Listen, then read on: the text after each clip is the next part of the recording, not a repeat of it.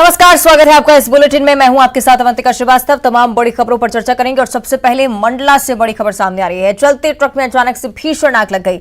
भीषण आग लगने की वजह से ड्राइवर समेत 2 लोगों ने जैसे तैसे कूदकर अपनी जान बचाई। निवास बरेला मार्ग के भदारी के पास की पूरी घटना है। रायपुर से दमोह लोहा लेकर ये ट्रक जा रहा था। जांच में फिलहाल पुलिस जुटी हुई है कि किस वजह से आग लगी।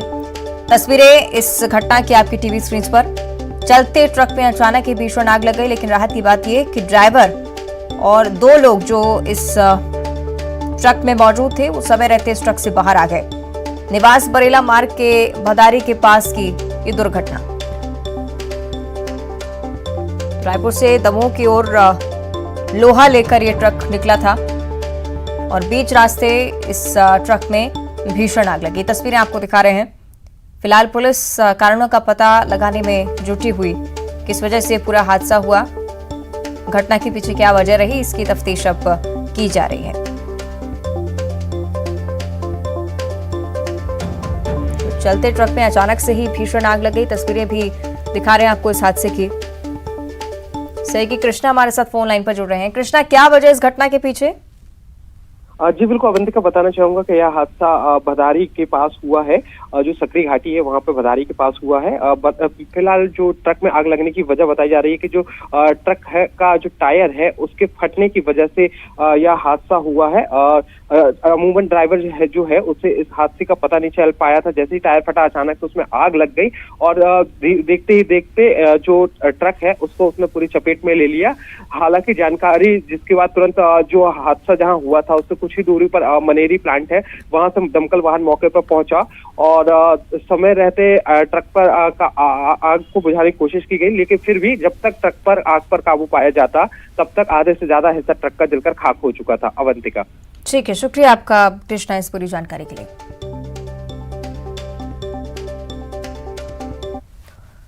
और अब ग्वालियर से बड़ी खबर है। गायत्री विहार कॉलोनी में सिरफिरे युवक ने जमकर हंगामा किया है। पड़ोसी के घर की बाहर फायरिंग की है, पत्थर भी फेंके। आपको बता दें कि पुलिस ने सिरफिरे युवक को पिस्टल के साथ गिरफ्तार किया है। सिरफिरे युवक के खिलाफ मामला भी दर्ज हुआ है।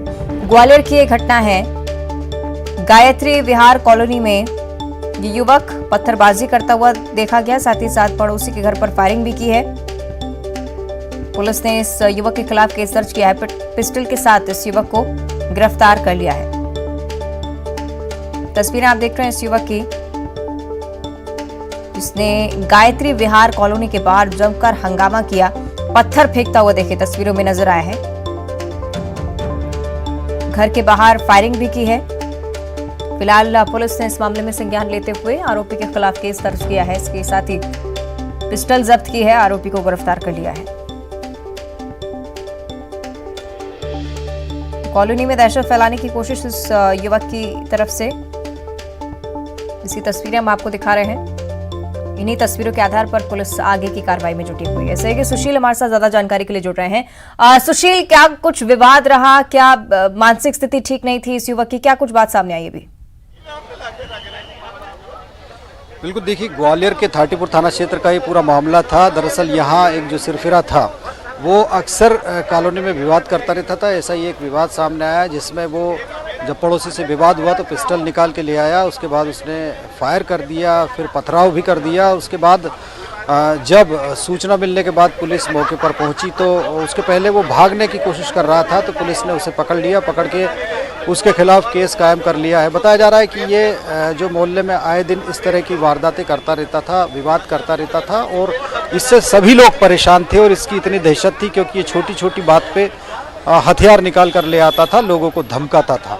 तो कहीं ना कहीं पुलिस ने इसे राउंड अप कर लिया और उसके बाद अब इसके खिलाफ आर्म्स एक्ट के साथ ही मारपीट का मामला दर्ज करके कार्रवाई की जा रही है। चलिए, यानी कि आगे की कार्रवाई में पुलिस जुटी हुई है। शुक्रिया आपका सुशील इस पूरी चर्चा के लिए। तस्वीरें आपको दिखा रहे थे ग्वालियर से, किस तरह से सिरफिरे युवक ने कॉलोनी में दहशत फैलाने की कोशिश की। आगे बढ़ते महाराष्ट्र से बड़ी खबर मिल रही है। नासिक हाईवे पर भीषण सड़क हादसा हुआ है। हादसे में 5 लोगों की मौत हो चुकी है, कई लोग घायल हैं जिन्हें अस्पताल में इलाज के लिए भर्ती करवाया है। हादसे की तस्वीरें सीसीटीवी कैमरे में भी कैद हुई हैं। ये देखिए तस्वीरें आपकी टीवी स्क्रीन पर। मुंबई की ये तस्वीरें हैं, नासिक हाईवे, जहां पर गंभीर हादसा, 5 लोगों की घटनास्थल पर ही मौत हो गई, जबकि कई लोग बुरी तरह से घायल हुए हैं। घायलों को अस्पताल में इलाज के लिए भर्ती करवाया गया है।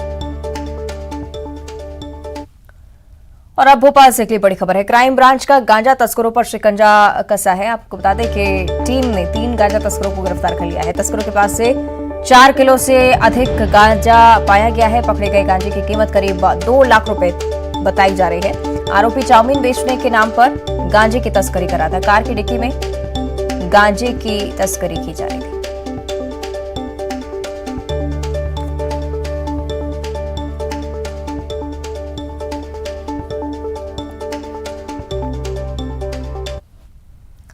इधर सीहोर की बात करेंगे। आज से रुद्राक्ष महोत्सव शुरू हो रहा है, जिसमें सीएम शिवराज सिंह चौहान भी शामिल होंगे।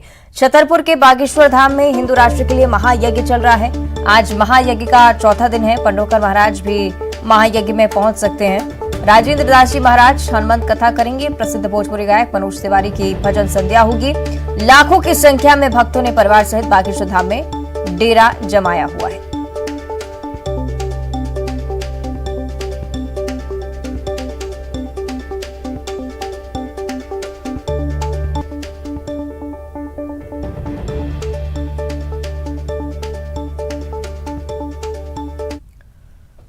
सीहोर पर विस्तार से चर्चा करते हैं। कुबेरेश्वर धाम में भक्तों का मेला लगा हुआ है। यहाँ 1 बजे से 4 बजे तक रुद्राक्ष का वितरण किया जाना है। कुबेरेश्वर धाम में पंडित प्रदीप मिश्रा इस महोत्सव का आयोजन कर रहे हैं।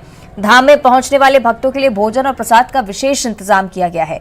2 लाख लोग भोजन कर रहे हैं। 5 किलो आटे की एक पूड़ी बन रही है। गुजरात से आए लोगों ने भोजन की व्यवस्था संभाली हुई है। कार्यक्रम में 25 लाख से ज्यादा भक्तों के पहुंचने का अनुमान है।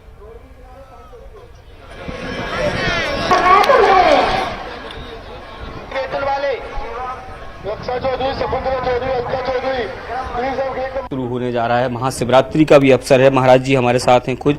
महाराज जी, किस तरह का ये पूरा आयोजन रहेगा और क्या व्यवस्था है भक्तों के लिए? न्यूज 18 के सभी श्रोता भाई बहनों को श्री शिवाय नमस्तुभ्यम। बाबा देवाधिदेव महादेव की पावन धरा कंकर शंकर सिद्धपुर नगरी सीहोर, जहां ये पावन रुद्राक्ष महोत्सव हो रहा है। बाबा की कृपा से यहाँ का जो कंकर है उसको शंकर के रूप में भक्त लोग मानते हैं। यहाँ आने वाला व्यक्ति श्री शिवाय नमस्तुभ्यम का जाप करता है, बैठता है, भजन करता है। यहाँ का ऐसा नियम है कि जो बैग लेकर आता है वो बैग घर जाकर खोलता नहीं है। 3 महीने में उस बैग को लेकर वापस आ जाता है। मतलब बाबा उसको बुला ही लेता है। तो ये तो शिव की कृपा है और शंकर की पावन धरा है, कंकर शंकर की।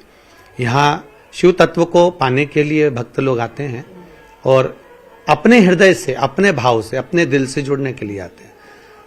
महाराज जी, ये कह कि रुद्राक्ष तो पूरे दुनिया में मिलता है, लेकिन यहाँ आकर क्या खास हो जाता है कि उससे उसके जो, मैंने भी कई लोगों से बात की, वो कह रहे हैं यहाँ बड़ा परम सुख की प्राप्ति होती है। जो मन में मुराद लेकर आते हैं वो पूरी हो जाती है। कुबेरेश्वर धाम का रुद्राक्ष महोत्सव है, अपने आप में एक अनूठा उत्सव है। पूरे राष्ट्र में ये उत्सव कभी नहीं मनाया जाता था कि कहीं रुद्राक्ष का महोत्सव मनाया जाए। हमारे यहाँ शिव महापुराण में भगवान शंकर के नेत्र द्वारा रुद्राक्ष की उत्पत्ति हुई है। उस रुद्राक्ष की उत्पत्ति को रुद्राक्ष लोग जानते थे, पहनते थे, धारण करते थे, पर ये नहीं जानते थे कि रुद्राक्ष का भी कोई उत्सव होता है। जैसे भगवान शिव के नेत्र द्वारा, जैसे हम कहते हैं हमारे द्वारा कोई बालक का अगर जन्म हुआ तो हम उसका उत्सव मनाते हैं, हमारे शिव के द्वारा वो रुद्राक्ष उत्पन्न हुआ है। उन्होंने प्रकृति को दिया है और उस प्रकृति के माध्यम से पर्यावरण की शुद्धता का भाव भी दर्शाया है। तो वो शिव के द्वारा प्रकट जो रुद्राक्ष है, वो रुद्राक्ष यहाँ पर आकर भगवान शिव की आराधना के साथ में सिद्ध करते हैं, उसको पूजन करते हैं, अनुष्ठान करते हैं, अभिषेक होता है। अभिषेक करने वाला भी कोई दूसरा नहीं होता, पूजन करने वाला भी कोई दूसरा नहीं होता। जितने भक्त यहाँ आते हैं उस रुद्राक्ष का जो अभिषेक करते हैं, रुद्राक्ष जो रखे रहते हैं, उसमें 1-1 लोटा जल प्रत्येक जीव चढ़ाता है। उसमें श्री शिवाय नमस्तुभ्यम बोलकर चढ़ाता है। जिस जगह का आपने दर्शन करा होगा, लोग लाइन लगाकर लोटा लेकर खड़े होंगे, उसके नीचे हम लोग रुद्राक्ष को भर देते हैं और रुद्राक्ष भरकर उस पर 1-1 लोटा जल चढ़वाते हैं। श्री शिवाय नमस्तुभ्यम जब इतने लाख लोग आते हैं और प्रतिदिन उनके मुख से गुनगुनाते हैं, तो आप रूप में वो रुद्राक्ष सिद्धता आ जाती है। फिर ब्राह्मण द्वारा पूजन कराना और रुद्राष्टाध्यायी से उनका अभिषेक कराना, फिर भगवान शंकर की भक्ति को धारण कर लोग उसको लेकर जाते हैं। ये रुद्राक्ष संसार में जितने भी रुद्राक्ष आते हैं वो नेपाल के आते हैं। हमारे यहाँ रुद्राक्ष आता है वो मुक्ति नारायण का होता है, गंडकी नदी का। उस गंडकी नदी का कितना प्रमाण है ये तो आज पूरा राष्ट्र जान रहा है कि जिस गंडकी नदी का एक शिलाखंड लाकर राम जी की मूर्ति का निर्माण हो रहा है, अयोध्या में राघव जी बैठ रहे हैं, वही गंडकी नदी के तट पर जो रुद्राक्ष के वृक्ष होते हैं, उस रुद्राक्ष को गंडकी में जब वो गिरते हैं, उस गिरे हुए रुद्राक्ष को हम लोग मंगवाते हैं। वो रुद्राक्ष यहाँ चलता है। गंडकी के जल से ही शालिग्राम की उत्पत्ति हुई है, इसलिए वहां का पाषाण भगवान विष्णु के रूप में पूजा जाता है। महाराज जी, एक सवाल इससे हटके है कि नागपुर के एक श्याम मानव हैं, वो लगातार सवाल खड़े कर रहे हैं, चाहे बागेश्वर धाम को लेकर हो या पंडोखर सरकार को लेकर हो। वो कह रहे हैं कि कोई चमत्कार नहीं है, बल्कि आप लोग अंधविश्वास फैला रहे हैं। इस तरह के आरोप वो लगाते हैं, चैलेंज देते हैं लगातार। हम भी अंधविश्वास के खिलाफ हैं। अंधविश्वास तो कोई चीज है नहीं। यहां अगर रुद्राक्ष का वितरण हो रहा है या रुद्राक्ष हम धारण कर रहे हैं, ये आज की नहीं है, पुराने समय की है। आप शिव महापुराण को निकालेंगे, शिव महापुराण में इसके संबंध में बहुत सारे लेख लिखे हैं। एक मुखी से लेकर 21 मुखी तक रुद्राक्ष है, एक मुखी से लेकर 14 मुखी तक रुद्राक्ष है, एक मुखी से लेकर 94 मुखी तक रुद्राक्ष है। एक एक रुद्राक्ष का वर्णन हमारे शिव महापुराण में करा गया। तो हम ये नहीं कह सकते कि हाँ, कहीं अगर कोई ढोंग हो रहा है, कोई प्रपंच हो रहा है, या कोई कहे कि ये चीज हम करके दिखा देंगे, तो उसको चमत्कार कहते हैं। हमारे यहाँ बाबा का कोई चमत्कार नहीं, हमारे यहाँ तो बाबा स्वयं हाला हजूर बैठा है। हम लोग कुछ भी चीज अगर वर्णन कर रहे हैं तो वो शिव पुराण में से मिलेगा आपको। अगर हमने बेलपत्र चढ़वाया, शिव पुराण में से मिलेगा। जल चढ़वाया, शिव पुराण में से मिलेगा। रुद्राक्ष है तो शिव पुराण में से मिलेगा। तो ये है महाराज जी, जिनका साफ तौर पर ये कहना है कि यहाँ लोग आस्था के साथ आते हैं और उनकी वही मनोकामनाएं जो पूरी होती है। और विश्व में पहले कभी भी रुद्राक्ष महोत्सव नहीं होता था, और ये अपने आप में एक अनूठा आयोजन होता है। कैमरामैन खिलान सिंह के साथ शैलेंद्र सिंह, न्यूज 18 सीहोर। वहीं रुद्राक्ष महोत्सव के लिए देश भर से भक्त पहुंच रहे हैं। कुबेरेश्वर धाम में 5 लाख भक्त के पहुंचने का अनुमान है। पूरा कथा स्थल जनसैलाब में तब्दील हो चुका है। स्टेट हाईवे पर वाहनों की कतारें लग गई हैं। शहर के होटल, लॉज, धर्मशाला, सार्वजनिक स्थान भक्तों से फुल हो चुके हैं।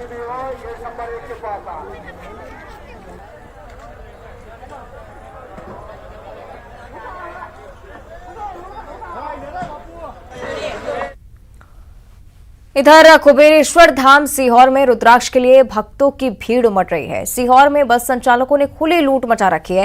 होटल, ऑटो रिक्शे वालों ने दाम बढ़ा दिए हैं। अव्यवस्था का आलम है। वहीं प्रशासन के जिम्मेदार अभी भी इस बात से बेखबर हैं।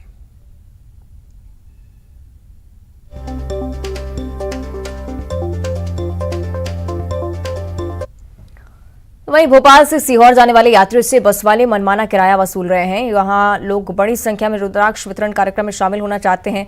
भोपाल के हलालपुरा से जाने वाले यात्रियों को परेशानी सबसे ज्यादा हो रही है।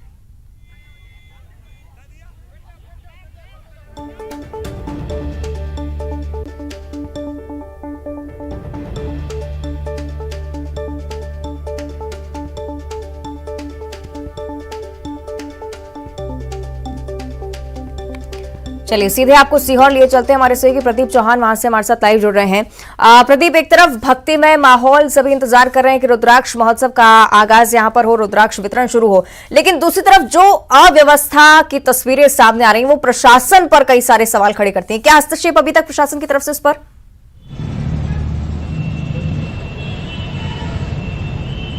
देखिए, इस समय प्रशासन की जान सांसत में पड़ी हुई है, क्योंकि सीहोर जिला मुख्यालय का ऐसा कोई मार्ग नहीं है जो इस समय यातायात से बाधित ना हो। स्टेट हाईवे की हम बात करें, सीहोर के आसपास की मार्ग की बात करें, और सबसे बड़ी बात है कि आस्था का ऐसा सैलाब उमड़ रहा है कि हर तरफ से वाहनों में, ट्रकों में, ट्रैक्टरों में, ऑटो में लोग बैठ बैठ कर लगातार आ रही स्थिति बन रही है कि जो कथा स्थल है वहाँ संख्या से ज्यादा डबल लोग वहाँ पहुंच चुके हैं, और उतने ही लोग अभी रास्ते में फंसे हुए हैं। कुल मिलाकर ये प्रबंधन को लेकर निश्चित रूप से प्रशासन को और स्वयं पंडित प्रदीप मिश्रा को इस पूरे मामले में आकलन करना चाहिए कि आखिर क्या वजह है कि जो भक्त बेचारे रुद्राक्ष के लिए यहाँ पर आना चाह रहा है, उनको बहुत सारी परेशानी का सामना करना पड़ रहा है। मैं देख रहा हूँ समय कुबेरेश्वर धाम के बाहर से हम लोग बात कर रहे हैं, और सबसे बड़ी बात है कि सिक्योरिटी पॉइंट ऑफ व्यू से प्रशासन ने यहाँ जैमर लगाए।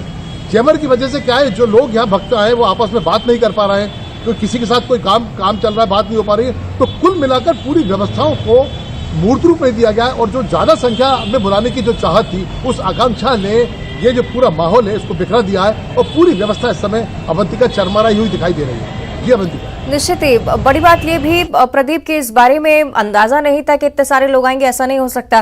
पहले से भी इसके इंतजाम किए जाने बहुत ज्यादा जरूरी थे। हालांकि देखना होगा आगे इससे लेकर प्रशासन की तरफ से क्या कुछ कहा जाता है। शुक्रिया आपका प्रदीप, फिलहाल इस पूरी जानकारी के लिए।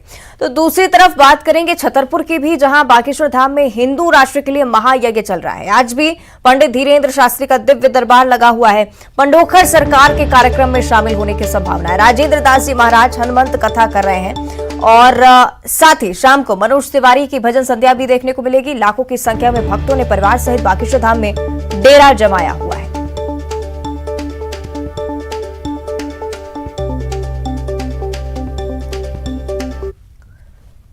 आगे बढ़ते हैं, ग्वालियर से अगली बड़ी खबर है। डॉक्टर्स की हड़ताल लगातार जारी है। चिकित्सक महासंघ के बैनर तले डॉक्टर्स की हड़ताल चल रही है। जयरोग अस्पताल, जिला अस्पताल के डॉक्टर्स हड़ताल पर हैं। 1000 से ज्यादा सरकारी डॉक्टर्स हड़ताल पर चले गए हैं। सुबह 10 बजे से लेकर 12 बजे तक काम बंद हड़ताल है। जयरोग अस्पताल में धरने पर डॉक्टर्स बैठे हुए हैं। पुरानी पेंशन सहित अन्य मांगों को लेकर यह हड़ताल चल रही है और कल से अनिश्चितकालीन काम बंद हड़ताल डॉक्टर्स करेंगे।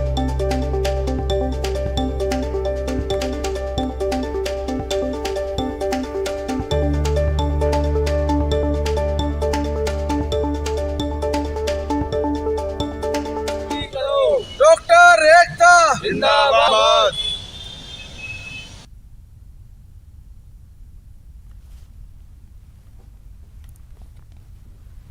चलिए इस पर और ज्यादा चर्चा हम करेंगे। हमारे दो सहयोगी सुशील कौशिक जो कि ग्वालियर से हमारे साथ लाइव जुड़े हुए हैं, साथ में प्रतीक अवस्थी जो कि जबलपुर से लाइव जुड़े हुए हैं। सुशील, पहले मैं आपका रुख करना चाहूंगी क्योंकि मुझे लगता है आप धरना स्थल पर ही मौजूद हैं और यहाँ पर ये जरूर देखने को मिल रहा है कि चुनावी साल में अपनी मांगों को लेकर एक एक संस्था आगे आ रही है। इस बार डॉक्टर्स की तरफ से क्या कुछ मांगे हैं, विस्तार से जानकारी चाहेंगे। मध्य प्रदेश में आज से सरकारी डॉक्टरों ने हड़ताल आंदोलन शुरू कर दिया है। ग्वालियर में आप देख सकते हैं कि ये जयरोग्य अस्पताल सहित अन्य अस्पतालों के करीब 1000 से ज्यादा डॉक्टर हड़ताल पर है और आज इन्होंने 2 घंटे काम बंद हड़ताल की है और इनकी मांगे जो है पेंशन सहित अन्य जो सुविधाओं को लेकर मांगे हैं उनको लेकर ये लंबे समय से बात कर रहे थे।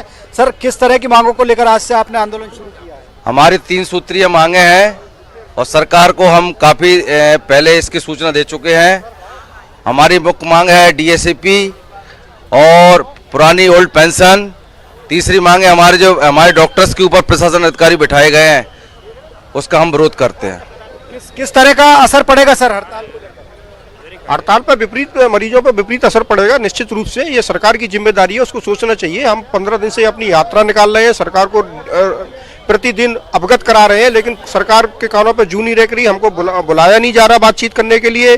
तो निश्चित रूप से कल से किस तरह का स्वरूप रहेगा? कल से इमरजेंसी रूटीन सारी सेवाएं बंद रहेंगी। तो आप देख सकते हैं कि डॉक्टरों ने साफ तौर पर ऐलान कर दिया है कि अगर आज शाम तक उनसे बात नहीं की शासन प्रशासन ने तो कल से उनका जो प्रस्तावित काम बंद अनिश्चितकालीन हड़ताल का कार्यक्रम है वो शुरू हो जाएगा। तो ग्वालियर में ही अकेले 1000 से ज्यादा सरकारी डॉक्टर हड़ताल पर है। इसके चलते निश्चित तौर पर अगर ये अनिश्चितकालीन हड़ताल में तब्दील होता है कल से इनका आंदोलन, तो स्वास्थ्य व्यवस्था जरूर प्रभावित होगी, क्योंकि ग्वालियर में न सिर्फ मध्य प्रदेश के उस उत्तरी इलाके के, इसके अलावा उत्तर प्रदेश राजस्थान से भी मरीज यहाँ बड़ी तादाद में आते हैं। तो कहीं ना कहीं स्वास्थ्य सेवाएं जरूर प्रभावित होगी। 2 घंटे की जो आज इनकी काम बंद हड़ताल है उससे भी काम काफी प्रभावित हो रहा है। लोग जो आ रहे हैं बाहर से, दूर दूर से मरीज, वो परेशान हो रहे हैं। लेकिन डॉक्टरों का कहना है कि अगर उनकी बात नहीं मानी गई, लगातार वो संपर्क करते रहे, यात्रा भी निकालते रहे, लेकिन अभी तक शासन प्रशासन के नुमाइंदे ने उनकी मांगों पर गौर करना तो दूर, उनसे बात तक करना उचित नहीं समझा। यही वजह कि आज मजबूरन उन्होंने 2 घंटे की काम बंद हड़ताल की और अगर आज शाम तक निष्कर्ष नहीं निकला तो कल ये अनिश्चितकालीन हड़ताल में तब्दील हो जाएगा आंदोलन। ठीक है सुशील, आप बने रहेगा हमारे साथ। सीधे प्रतीक का हम रुख करेंगे। जबलपुर में क्या कुछ स्थिति है प्रतीक पे आप जानकारी दीजिए, लेकिन साथ ही साथ इस बारे में भी जानकारी कि क्या मरीजों पर इसका असर पड़ रहा है, क्योंकि लगातार जिस बारे में कहा जा रहा है इमरजेंसी सेवाएं बंद हो जाएंगी, तो सीधा असर इस पर किस तरह से पड़ रहा है, व्यवस्थाएं क्या कुछ कह रही हैं, इस पर जानकारी चाहेंगे।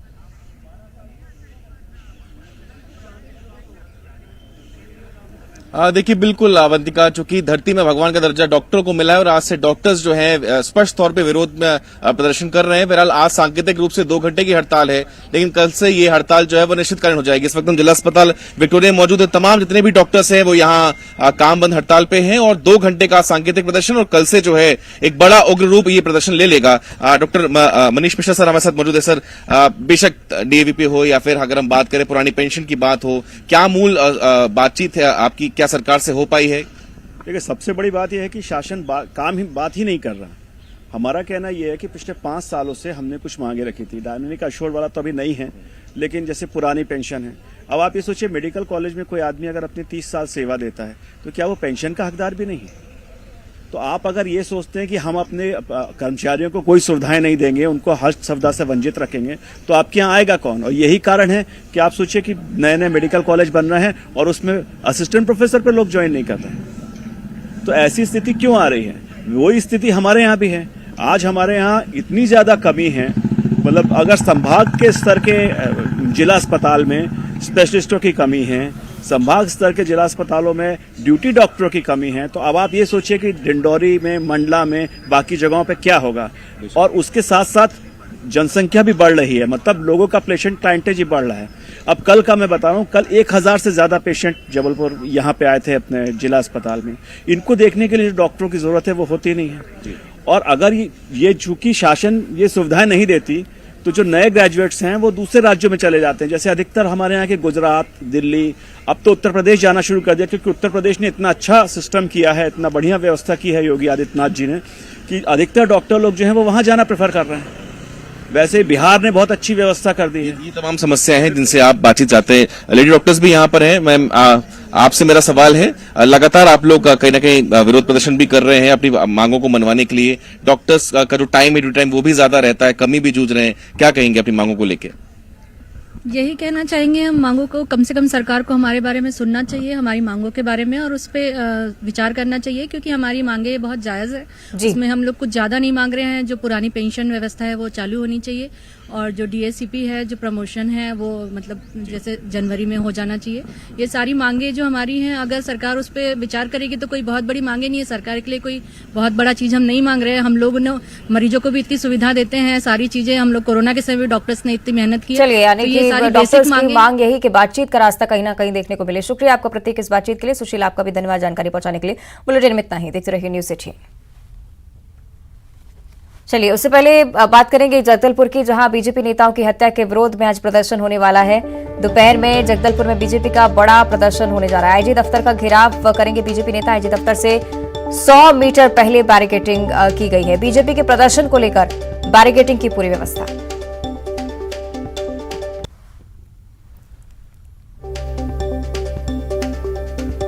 भाजपा नेताओं की हत्या के विरोध में आज भाजपा बड़ा प्रदर्शन करने जा रही है। जिला मुख्यालय जगदलपुर में आज भाजपा के तमाम नेता जुटेंगे। दंतेश्वरी मंदिर के सामने सभा को संबोधित करने के बाद भाजपा के तमाम नेता आईजी दफ्तर की ओर कूच करेंगे। इस प्रदर्शन में भाजपा के प्रदेश अध्यक्ष अरुण साव, नेता प्रतिपक्ष नारायण चंदेल, बस्तर प्रभारी संतोष पांडे सहित केदार कश्यप और सभी भाजपा के कार्यकर्ता मौजूद रहेंगे। भाजपा लगातार सरकार से मांग कर रही है कि आखिर भाजपा के नेताओं की हत्या माओवादी क्यों कर रहे हैं। चूंकि चुनावी वर्ष है और सरकार को घेरने के लिए भाजपा ये कदम उठाई है और जवाब मांग रही है कि आखिर क्यों भाजपा के नेताओं की हत्या की जा रही है। इन सभी तमाम मुद्दों को लेकर आज भाजपा के तमाम दिग्गज नेता बस्तर में पहुंच चुके हैं और दोपहर बाद आईजी दफ्तर का घेराव करेंगे। घेराव के पूर्व ही आईजी दफ्तर के 100 मीटर दूर ही बैरिकेड्स लगा दिए गए हैं। उनको रोकने के लिए तमाम सुरक्षा बल मौजूद रहेगी। अभी देखना होगा कि भाजपा का यह प्रदर्शन कितना कारगर साबित होता है और वो जवाब मांगेगी सरकार से कि आखिर क्यों भाजपा के नेताओं की हत्या माओवादी कर रहे हैं। श्रीनिवास नायडू, न्यूज़ 18 बस्तर। और आइए अब देखते हैं सिटी टॉप 10।